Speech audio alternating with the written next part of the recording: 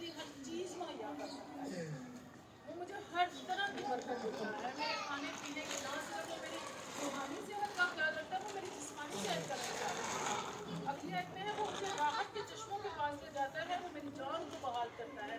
چشموں کے پاس لے جاتا ہے. راحت جب ہم خدا کے کلام سے سیکھتے ہیں تو ہمیں میری عزیز بہنوں ہمیں ایک تسلی ملتی ہے. تسلی ملتی ہے کہ نہیں ملتی؟ ہم گھر کے کاموں سے تھکے ہارے، ناکامیوں سے، پریشانیوں سے جب خدا کے گھر میں آتے تو اکثر ایسا ہوتا ہے کہ ہمیں لگتا ہے یہ کلام میرے لیے. اور جب بھی کلام کو دیا جاتا ہے تو میں تو یہ دعا کرتی ہوں کہ خدا آج کا جو کلام ہو میری روحانی صحت کے لیے ہو، اور آج کے کلام میں ایسی باتیں نکلے جو میری صحت کے لیے ہو، میری روحانی صحت کے لیے ہو. تو وہ اس آیت میں وہ کہہ رہا ہے کہ وہ مجھے راحت کے چشموں کے پاس لے جاتا ہے. کہ چشموں یہاں پر چشموں کا ذکر خدا کے کلام سے بھی ہم لے سکتے ہیں کہ خدا کا کلام جب ہم سیکھتے ہیں تو ہمیں اس سے تسلی ملتی ہے، ہمیں اس سے تشفی ملتی ہے. کہتے ہیں کہ وہ مجھے اپنے نام کی خاطر صداقت کی راہوں پر لے چلتا ہے، کیونکہ وہ سیکھنا اور بڑا نہیں چکا. وہ ہمیں سچائی کا کلام دیتا ہے ہمیشہ. وہ کبھی بھی ہمارے ساتھ نہیں چلے گا. جہاں پر سچائی ہوگی، پر حق بات ہوگی، وہیں پر ہمارا خدا ہمارے ساتھ آ کر کھڑا ہو جائے گا. اگلی آیت میں ہے بلکہ وہ موت کے سائے کی وادی سے میرا گزروں، ہمیں کسی بلا سے نہیں ڈرتے کیونکہ تو میرے ساتھ ہے. کوئی بھی سایہ ہمیں نقصان دے سکتا ہے. اگر ہم سوچیں کہ ہم کسی سائے میں اگر ہم فار ایگزامپل ہم جنگل میں جاتے ہیں تو وہاں پر اگر کوئی شیر ہے اس کا کوئی سایہ ہمیں نقصان نہیں دے سکتا. اگر کوئی کتا ہے اس کا سایہ ہمیں نقصان نہیں دے سکتا.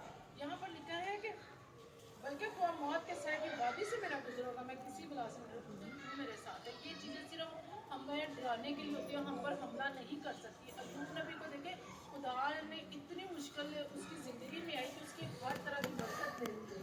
صابر ایوب کو جب ہم دیکھتے ہیں رات کا تو کیا اس کافیہ میں صاف لکھا ہوا ہے کہ اس پر آزمائشیں، لیکن اب خدا نے اس کو اس کی جان لینے کا آرڈر نہیں تھا کیا آپ نے اس کو. ایسے ہی ہے.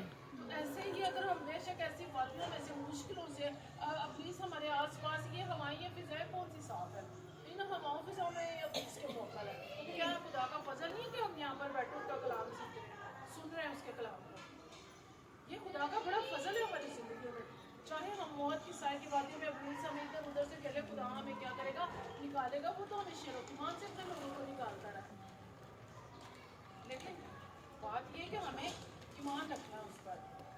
تیرے آنسو اور تیری لاٹھی سے مجھے تسلی ہے. اس کے آنسو اور اس کی لاٹھی، یعنی کہ اس کے کلام سے ہمیں تسلی پانی چاہیے. اس کا کلام ہمیں سن کر اپنی زندگی پر عملی جامہ پہنے اور ایمان رکھے کہ اگر خدا کا کلام یہ فرما رہا ہے تو ایسا ہے. خدا کا کلام ہمیشہ آپ کی تنبیہ بھی کرتا ہے. خدا کا کلام ہمیشہ آپ کو برکت بھی دیتا ہے. خدا کا کلام آپ کو سیدھی راہوں پر لے کر چلتا ہے. خدا کا کلام آپ کی آنکھوں کو نور دے دیتا ہے. آپ جس تاریکی میں چلتے ہیں وہ آپ کو نور بخشتا ہے. تو میرے دشمنوں کے روپ میں میرے آگے دسترخوان بچھاتا ہے. خدا ہمیں یہاں پر داؤد نبی فرما رہے تو میرے دشمنوں کے روپ میں میرے آگے دسترخوان بچھاتا ہے. یہاں پر اب داؤد نبی کیا کہہ رہا ہے کہ تو میرے آگے دسترخوان بچھاتا ہے، یعنی کہ تو میرے لیے بہت سی آسانیاں پیدا کر سکتا ہے. بے شک میرے دشمن پیچھے مجھے کاٹتے پھر رہے ہیں، لیکن تو میرے لیے مجھے ایک شہزادے کے طور پر، ایک شہنشاہ کے طور پہ میرے لیے آسانیاں پیدا کر دیتا ہے. میرے لیے ہر طرح سے جو میری مشکل ہوتی ہے اس کو تو خود ہینڈل کر لیتا ہے، اور وہ مجھے کھانے پینے کو دیتا ہے. دسترخوان کا ذکر ہے کہ تو میرے لیے اچھے کھانے بھی مہیا کرتا ہے. تو نے میرے سر پر تیل ملا، میرا پیالہ لبریز ہوتا ہے. یقیناً میری رحمت عمر پر میرے ساتھ ساتھ رہے گی. تیل کس لیے ملا جاتا تھا؟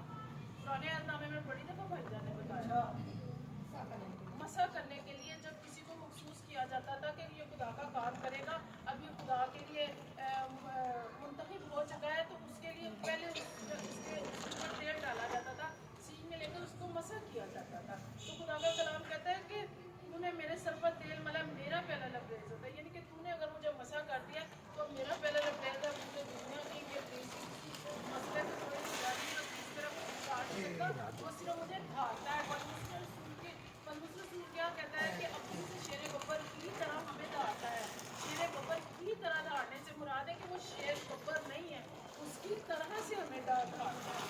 جب ہمارا پیالہ خدا نے لبریز کر دیا، خدا نے ہمیں سیو کر دیا، وہ ہمیں ڈرا لے گا لیکن ہمارا کچھ بگاڑ نہیں.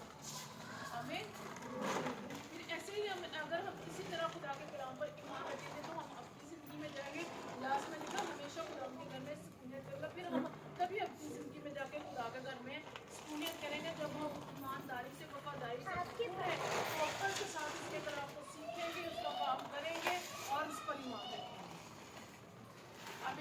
آمین. کلام کے پڑھے سنے جائے تو خدا